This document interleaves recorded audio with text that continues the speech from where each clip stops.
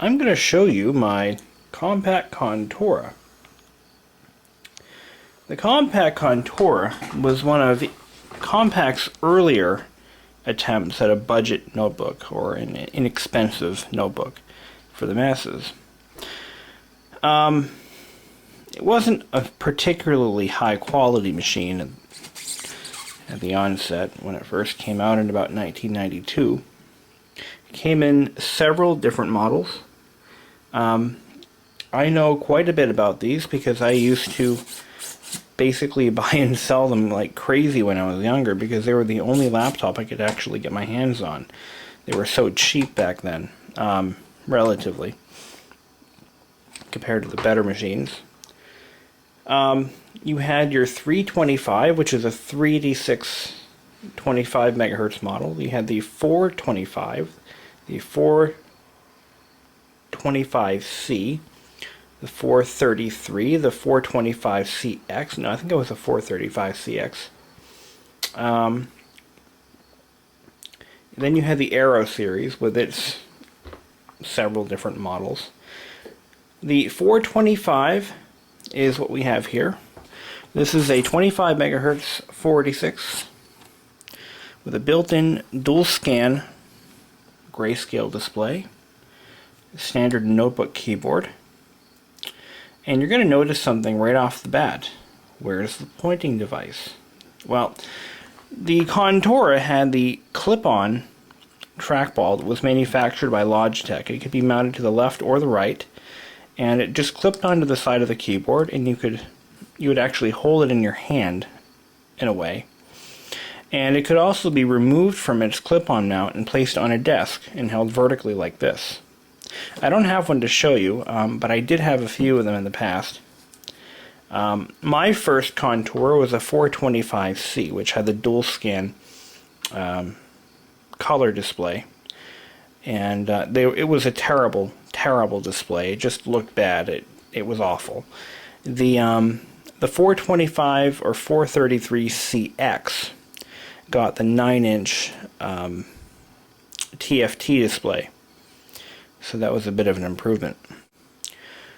The Contura series was basically marketed as an entry-level version of the LTE series. The LTE series and the upgrade from that, which was the Armada series, those were molded in like a light beige plastic. The Contura was aimed more towards home users or consumers, college students, etc. So let's go ahead and demonstrate this machine. Before I do that, I'm going to talk about a major defect that every single one I've ever come across has suffered. And this being the best example that I've seen since my original 425 that I got in trade for a PowerBook 140, or vice versa.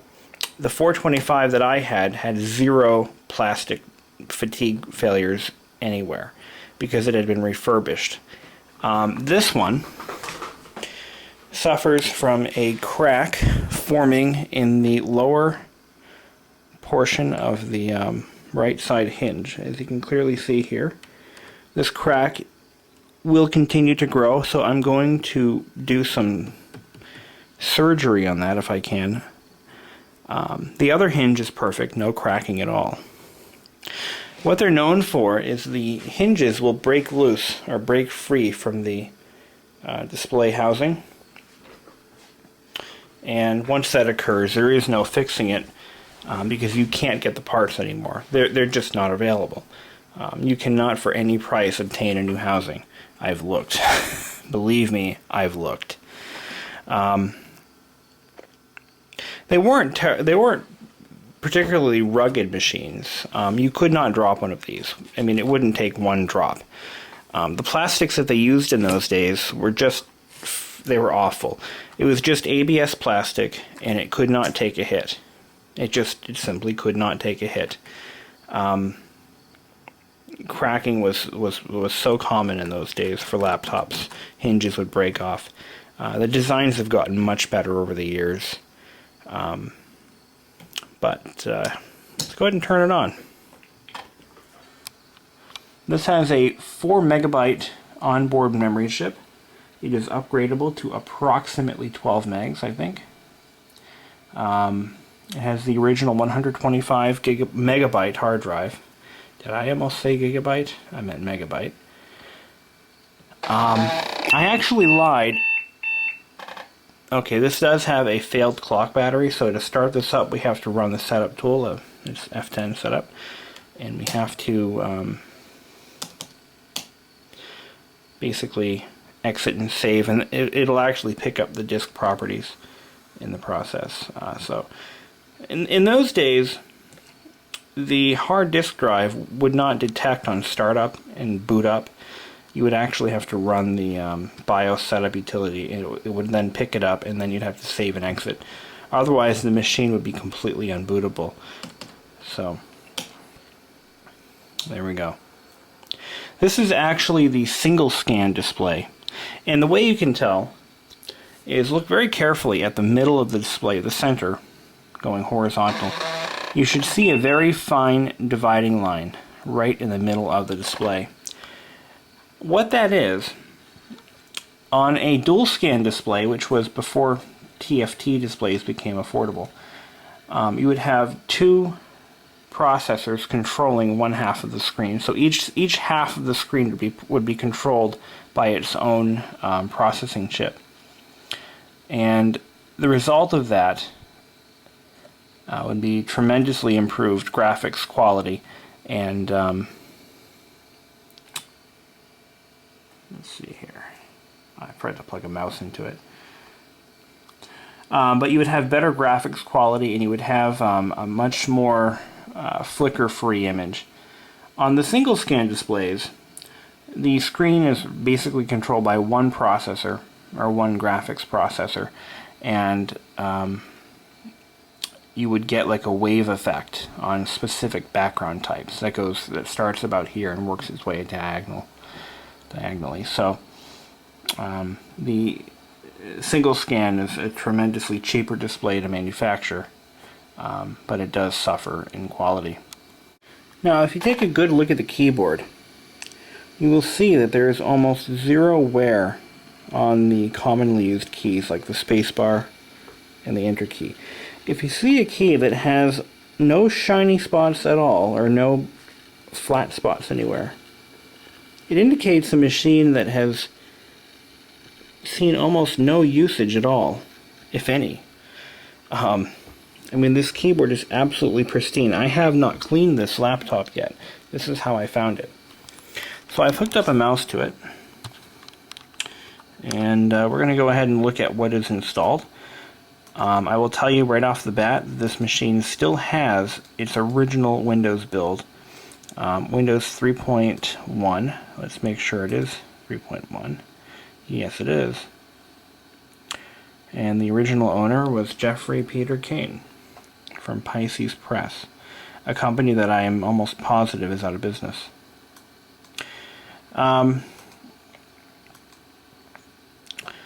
So here we have the original system built, all the Compaq utilities still installed, the Windows 3.1 tutorial, Prodigy Internet Service. This was a very popular service if you had internet access in the early 1990s, and it was included on most system builds at the time from the factory. This version dates back to 1992. Of course, Prodigy is no longer in business, and the service has basically been forgotten about. Now, that was installed on this machine at the factory because it had the optional modem, as you can clearly see here. It is missing the trim ring that goes around the modem jack. When I had a 425, just like this one, that was in 1998, or no, about 99, somewhere around that time period. And I actually had mine on the internet running. I think I was using AOL version 3. And I was able to connect it to the internet. I was running Windows 95 on it. With the right amount of memory, this machine will run 95 comfortably. And I did that with mine. So I have seen what these machines can do on the internet, and in those days it wasn't too bad because the internet was nothing like it is today. You had a few graphics, but it was mostly text and a couple of animated GIF files, but nothing too complex. No Java coding. Nothing. Flash didn't even exist at the time. So web pages were very simple in design, and I wish that we had stuck with that, because the web would be a much better place today, I think. More information and less glamour. We have the Easy Help Online Library, the power management utility that Compaq includes, power conservation utility, set hibernation parameters, set volume parameters. So we can do no conservation, and that just allows us to set the idle times and such. Now this laptop does have a built-in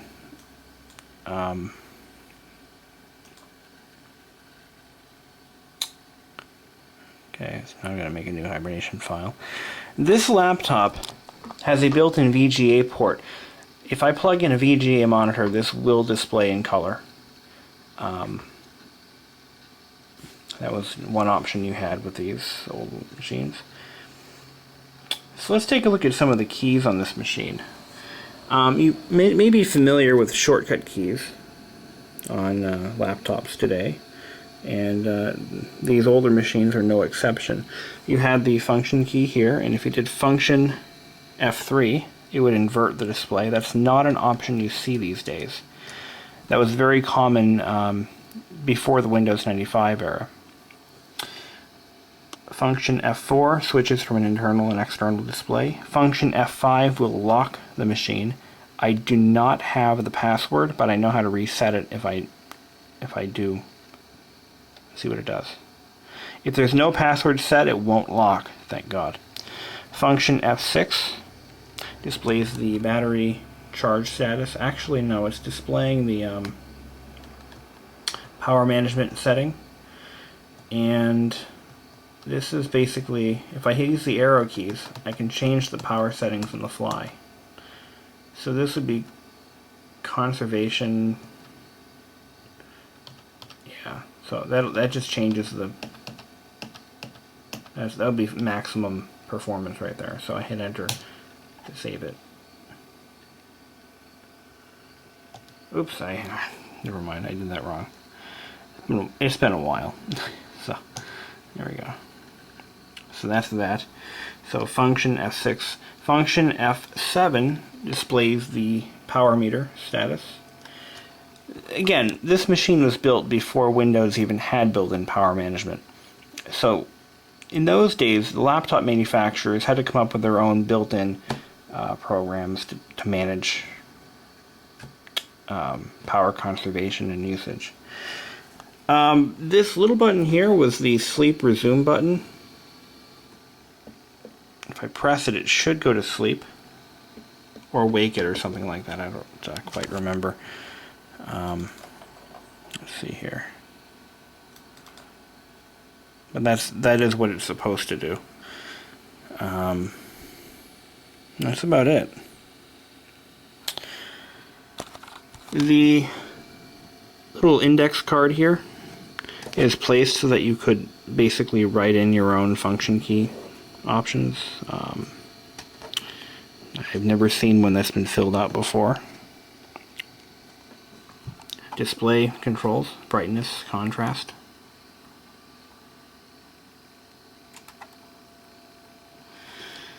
The TFT models only had a brightness control. There was no contrast control in TFT displays. It wasn't necessary.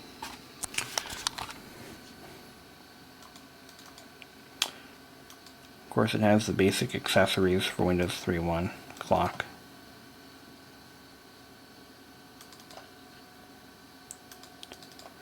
I used to use mine to play a lot of the older DOS games that I still have to this day, and that's what I'll be putting on this machine. I'm going to try to find a couple more of these Conturas to replace certain parts. I've got a few cracks behind the hinge areas. I will try to do some plastic repair, but I don't anticipate success.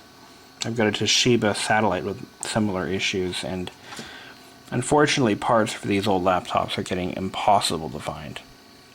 I could have the battery pack rebuilt. It's just an old nickel metal hydride. Although I don't believe that'll be necessary. I'm not going to use it as a portable machine ever again. I would like to find my... I know who I sold my original 425 to. And I'm going to find out if she still has it. If she does, I'll buy it back. But that thing was in mint condition when I gave it to her. I don't even remember what... I think I traded her something for it. But anyway. Keep it simple. I don't even know what that is, but there's nothing in it. There is no user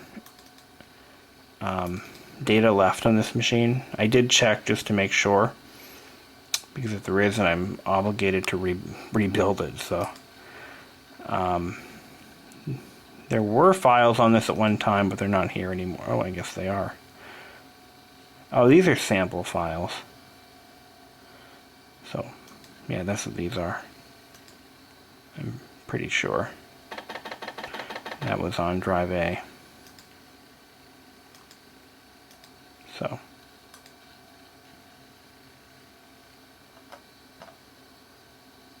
yeah, this is just sample stuff from Word. But anyway, that was Word 2.0, by the way. Let's take another look at that. That's pretty cool. It's amazing how much Word has changed, and not necessarily for the better. But this was the old Word toolbar. Very simple, very easy to use. It had built-in graphics, if I recall. Built-in clip art, I think. At least it used to. There we go, clip art.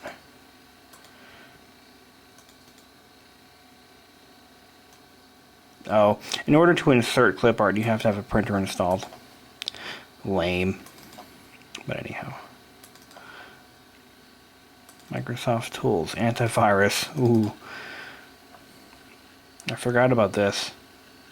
I believe this is included with all copies of Windows 3.1. You can scan for viruses. Of course, it won't detect anything relevant to today's world anyway. Detect. Now it'll do a memory scan. Well, that's all the time we have for now. Hope you've enjoyed this video, and if you have any questions, or if you happen to have any of those parts I'm looking for, please give me a call or send me an email. I really appreciate hearing from you guys. I think in my lifetime I probably had about 7 or 8 Contura 486s, and they were all this style. They were not the newer style with the trackball built in, although I was offered a couple of them, but I turned them down. So before I go, we'll take a look at the side of the machine, what's behind it, what it has for ports. I showed you the modem, the floppy drive on this side here, and at the very back, you gotta be careful moving these older machines, because these hard drives are very sensitive to movement. They are prone to head crashes.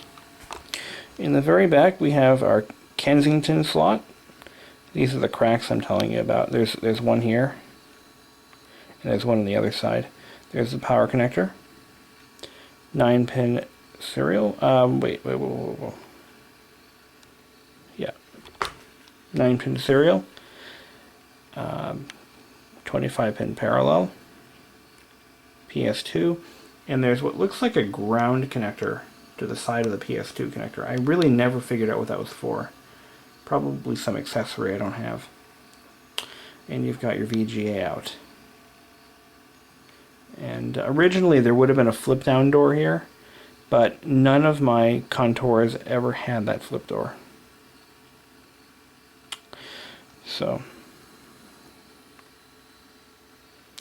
the Compaq Contura 425. On the very bottom, we have a rubberized mat that it sits on. This machine does not have rubber feet like modern laptops do. It just had a rubber pad. And this was actually great because it would prevent it from sliding off your knees if you're using it on your lap. These machines almost never got hot underneath. They weren't really that hot to begin with. And here's the battery. I've never taken the battery out of this one. Let's take a look at it. It's definitely the original.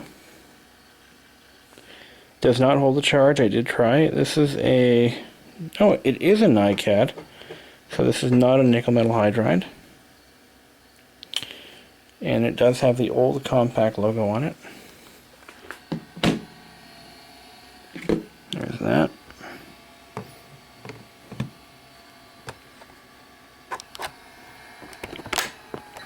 Ooh, that was bad. Whoops. What happened was it created a sudden draw on the power supply, and it actually caused a major power drop. Whoops. Well, that's it for now. Till then.